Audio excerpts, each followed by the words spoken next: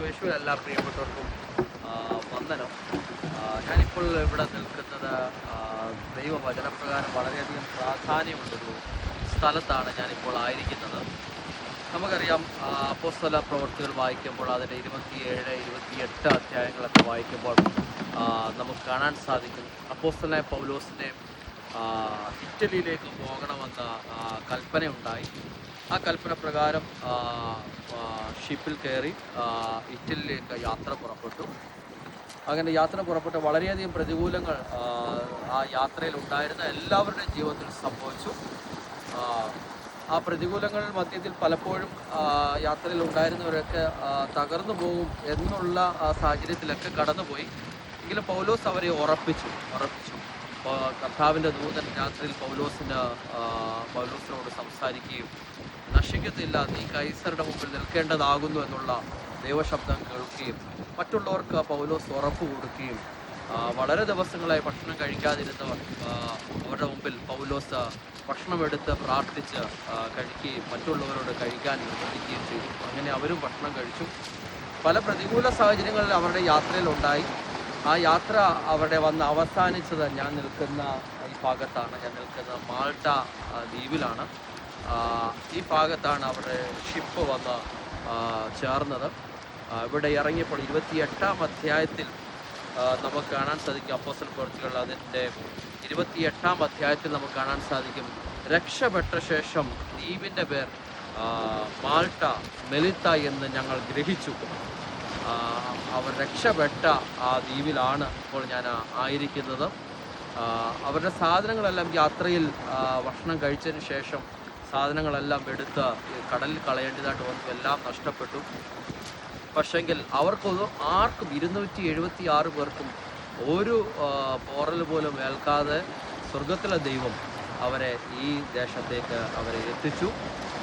അവിടെ നമുക്ക് കാണാൻ സാധിക്കും, 28-ാം അധ്യായത്തിൽ കാണാൻ സാധിക്കും, അതിനുശേഷം പൗലോസും കൂടെയുള്ള സഹോദരന്മാരും പുബ്ലിയോസിൻ്റെ ഭവനത്തിലേക്ക് പോകുന്നു. അവർ അവിടെ ചെന്ന് താമസിക്കുന്നു. അവിടെ വേണ്ടുന്നതെല്ലാം 1 ദിവസത്തോളം അവർ താമസിച്ചു. വേണ്ടുന്നതെല്ലാം അവർക്ക് പുബ്ലിയോസ് കൊടുത്തു. ദൈവാനുസരിച്ച് അടുത്ത ഞങ്ങൾ അവിടേക്ക് പോവുകയാണ്. ആ ഒരു ഹിസ്റ്ററിയോട് പറയാൻ ആഗ്രഹിക്കുന്നു. അവിടെ ചെന്ന പുബ്ലിയോസിൻ്റെ ഫാദറിന് പനിയായി കിടക്കുന്ന പൗലോസ് പ്രാർത്ഥിച്ചു. ആ നിമിഷം പുബ്ലിയോസിൻ്റെ ഫാദറിൻ്റെ പനി വിട്ടുമാറി. അതുമാത്രമല്ല, മാൾട്ട ദ്വീപിലുണ്ടായിരുന്ന താമസിച്ചിരുന്ന സകല രോഗികളെയും യേശുക്രിസ്തുവിൻ്റെ നാമത്തിൽ അപ്പോസ്തലനായ പൗലോസ് സൗഖ്യമാക്കി. യേശുക്രിസ്തുവിൻ്റെ നാമത്തിൽ അപ്പോസ്തലനായ പൗലോസ് സൗഖ്യമാക്കി.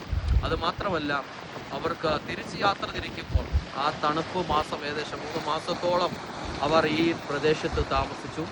ശീതകാലം മുഴുവൻ ഇവിടെ താമസിച്ചു എന്ന് നമുക്ക് വചനത്തിൽ കാണാൻ സാധിച്ചു. അതിനുശേഷം തിരിച്ചു പോകുമ്പോൾ അവരുടെ കപ്പലിൽ വേണ്ടിയ സാധനങ്ങളെല്ലാം കയറ്റി കൊടുത്തുവിടുന്ന ഒരു കാഴ്ച നമുക്ക് കാണാൻ സാധിക്കുന്നത്. ഒരു സമയത്ത് യാത്രയിൽ അവരുടെ ജീവിതത്തിലെല്ലാം നഷ്ടപ്പെട്ടു. എല്ലാം കപ്പലിലെടുത്ത് എറിഞ്ഞുവെങ്കിൽ 27-ാം അധ്യായത്തിൽ അവരുടെ എല്ലാം നഷ്ടപ്പെട്ടുവെങ്കിൽ കപ്പലിലെടുത്ത് സാധനങ്ങളെല്ലാം എടുത്തെറിഞ്ഞെങ്കിൽ 28-ാം അധ്യായത്തിൽ നമുക്ക് കാണാൻ സാധിക്കും, അവരുടെ കപ്പലിൽ സാധനങ്ങളെല്ലാം കയറ്റി കൊടുത്തു വിടുന്ന ഒരു കാഴ്ച നമുക്ക് കാണാൻ സാധിക്കും. ഹല്ലേലൂയ.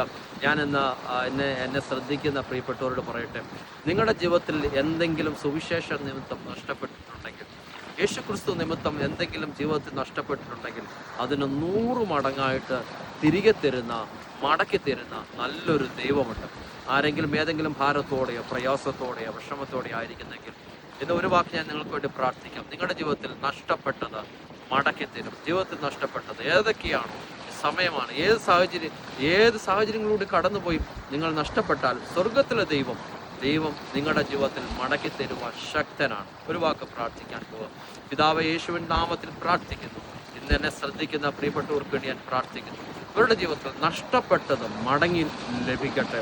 ജീവിതത്തിൽ കൈവിട്ടു പോയത് ഇവരുടെ ജീവിതത്തിൽ ഇവരുടെ കരങ്ങളിലേക്ക് വരുവാൻ യേശുവിൻ്റെ നാമത്തിൽ ഞാൻ പ്രാർത്ഥിക്കുന്നു.